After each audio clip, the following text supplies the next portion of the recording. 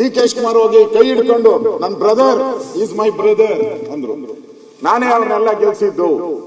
ಆ ಬ್ರದರ್ ಕೈಲೇ ಇವತ್ತು ಬರ್ತಾ ಇರೋದು ಬೆಂಗಳೂರು ಸರಿ ಇಲ್ಲ ಅಂತಾರೆ. ಇಲ್ಲಿ ಯಾಕೆ ಬೆಂಗಳೂರನ್ನ ನೀನ್ ಹತ್ತಿರಕ್ಕೂ ಬರಕ್ಕಾಗಲ್ಲ, ಟಚ್ ಮಾಡಕ್ಕಾಗಲ್ಲ ಅಂತ ಒಂದು ಧಮಕಿ ಕೊಡ್ಬೇಕಾಯ್ತು. ಕೊಟ್ಟಿದಾರ?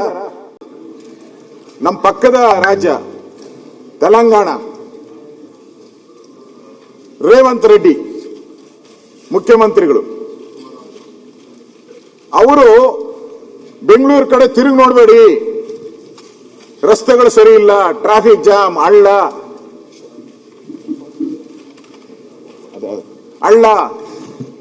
ಆ ಕಡೆ ತಿರುಗಿ ನೋಡಬೇಡಿ ಅಂತಾರೆ.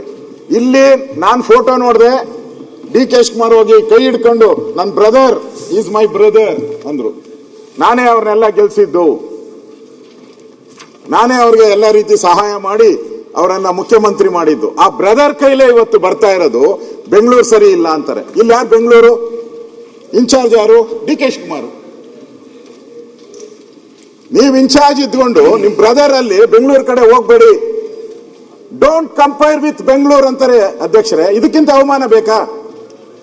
ಹೈದರಾಬಾದ್ ಅನ್ನ ನೀವು ಯಾರು ಕಂಪೇರ್ ಮಾಡಬೇಕು ಅಂತ ಹೇಳಿದಾರೆ ಅವರು? ಸಿಂಗಾಪುರ್ ಕಂಪೇರ್ ಮಾಡ್ಬೇಕಂತೆ ಹೈದರಾಬಾದ್ ಅನ್ನ.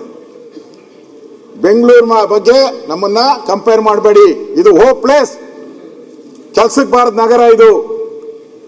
ನಮ್ಮನ್ನ ಕಂಪೇರ್ ಮಾಡೋದಿದ್ರೆ ಟೋಕಿಯೋ, ಅವ್ರು ಹೇಳಿರೋದು ಟೋಕಿಯೋಗ್ ಮಾಡಿ, ಸಿಂಗಾಪುರ್ಗೆ ಮಾಡ್ತೀರಿ ಅಂತ.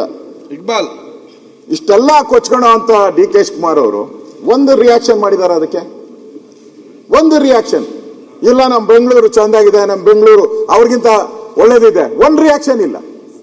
ಅಂದ್ರೆ ಅವರು ಹೇಳಿದ್ನ ಒಪ್ಕೊಂಡಿದ್ದೀರಾ ಇವತ್ತು? ಅಂದ್ರೆ ಪಕ್ಕದ ರಾಜ್ಯದ ಮುಖ್ಯಮಂತ್ರಿನೂ ಟೀಕೆ ಮಾಡೋ ಸ್ಥಿತಿಗೆ ನಮ್ಮ ಬೆಂಗಳೂರನ್ನ ನೀವು ತಂದ್ಬಿಟ್ರಿ.